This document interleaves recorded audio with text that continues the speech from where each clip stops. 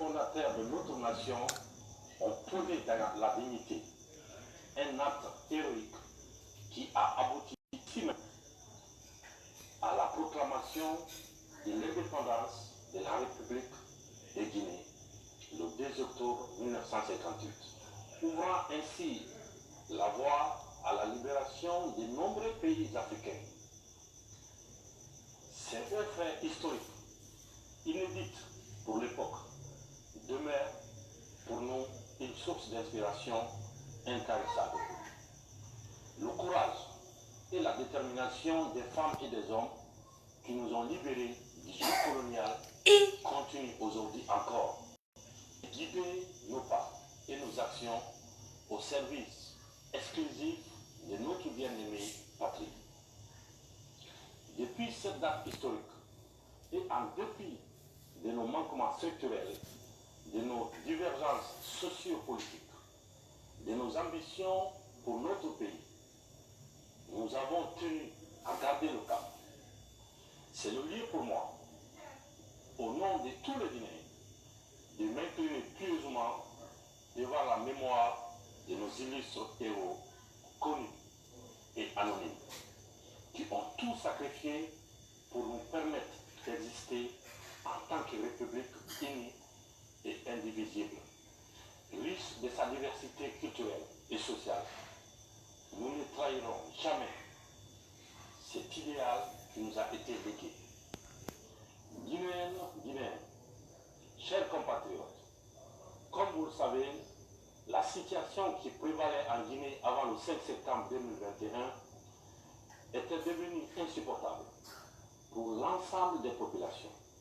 La situation de notre pays était caractérisée par la corruption généralisée, la dilapidation des deniers publics, la politisation des services publics, le laisser-aller dans l'administration, la baisse du niveau du système éducatif et sanitaire, une pauvreté endémique, l'accaparement des richesses par une minorité d'individus, ainsi que le communautarisme exacerbé. Des mots qui ont fini par vider notre nation de toutes ses substances créatrices, d'où la rectification institutionnelle en cours. Durant les 12 derniers mois, mon gouvernement et le Comité national des rassemblements pour le développement, CNRD, ont ouvert de vastes sentiers dans de nombreux domaines de la vie de la nation qui ont non seulement permis de jeter les bases solides d'un progrès socio-économique durable de la Guinée, mais aussi et surtout restaurer et renforcer l'autorité de l'État, tout en consolidant l'unité nationale. Face à l'immensité des défis à relever pour parvenir à reconstruire un État viable, j'ai entrepris de vastes réformes dont les fruits sont déjà visibles partout. Mais loin de se murer dans un triomphalisme rêveur, j'ai instruit le Premier ministre, chef du gouvernement, de conduire à terme les actions déjà engagées en surmontant tous les obstacles existants, en vue d'offrir à nos populations le bonheur qu'elles méritent après 64 ans d'indépendance. La fête anniversaire de l'indépendance de notre pays coïncide cette année avec la consolidation des acquis et des résultats obtenus grâce au concours de tous. Depuis la rectification institutionnelle intervenue le 5 septembre 2021, je place ainsi les célébrations de cette fête nationale sous le signe du renouveau, de la réconciliation, de la justice et du pardon pour une Guinée résolument tournée vers son avenir. Nous savons d'où nous venons et nous savons où nous allons. En prenant leurs responsabilités, le 5 septembre 2021, les forces de défense et de sécurité, regroupées au sein du CNRD, ont répondu aux aspirations légitimes du peuple de Guinée. La survie de notre nation était à ce prix. Je l'ai déjà dit, l'intérêt de la Guinée est au-dessus des ambitions personnelles et individuelles.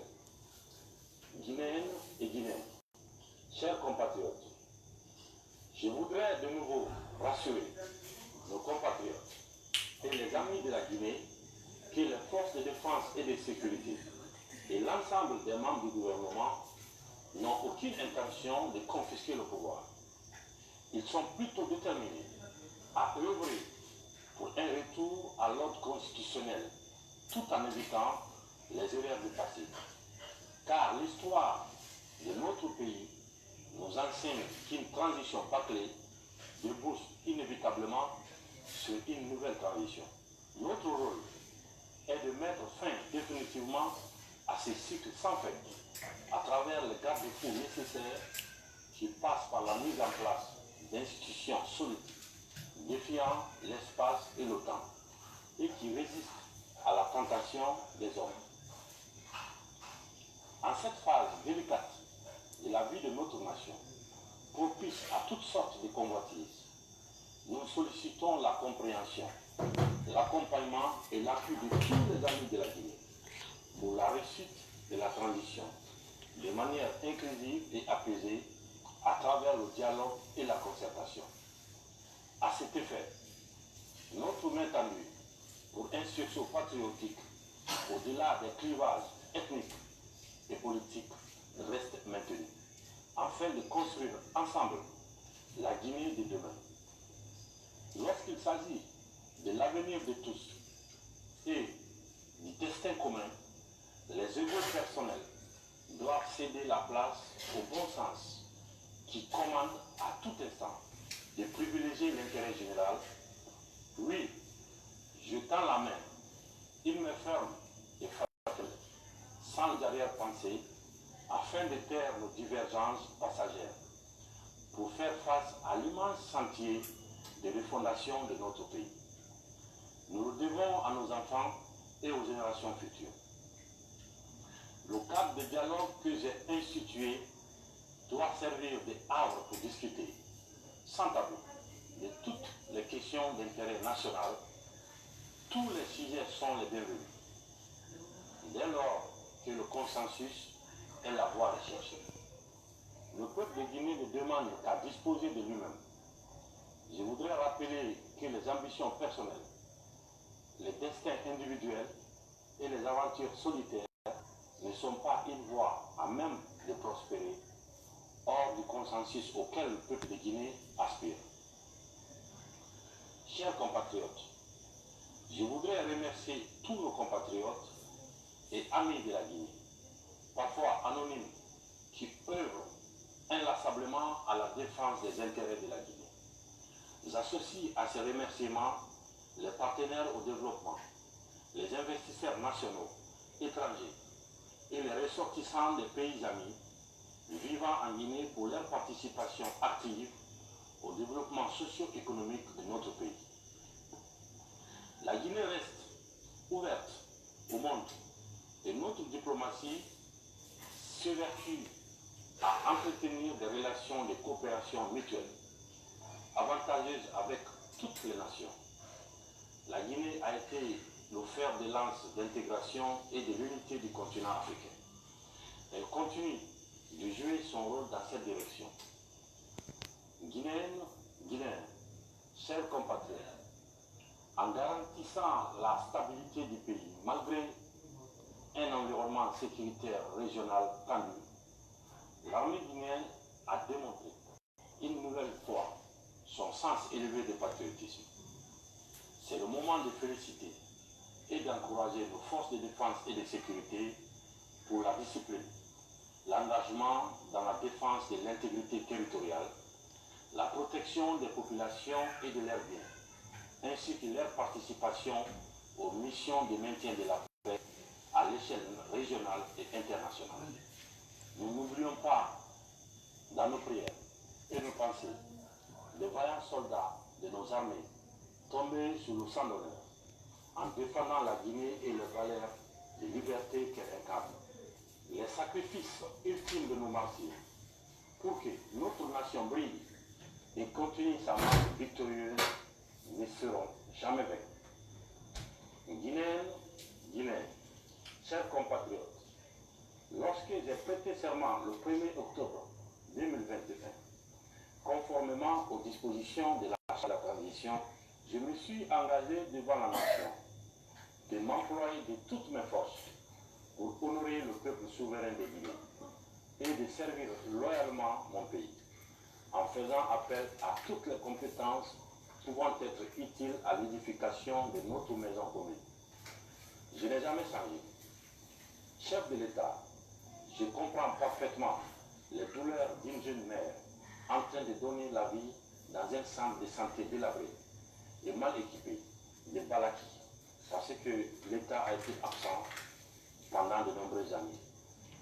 J'entends les plaintes d'un père de famille de Bokeh, confronté au coût élevé de la vie pour acheter les fournitures scolaires de ses enfants à la veille des ouvertures des classes dans une région où les richesses minières n'ont pas souvent profité aux populations locales. Je vois dans les rues de Kaloui le désœuvrement de centaines de jeunes face au casse-tête du premier emploi, parce qu'il n'y a pas eu d'adéquation entre la formation et le marché du travail. Et une politique d'insertion sociale digne de nom. Je pense à nos paysans de Koundian, et d'ailleurs confrontés à la distribution des intrants agricoles, parce que pendant des décennies, les fonctionnaires véreux ont organisé un système de corruption dans cette filière, empêchant les ayants droit d'obtenir des rendements meilleurs.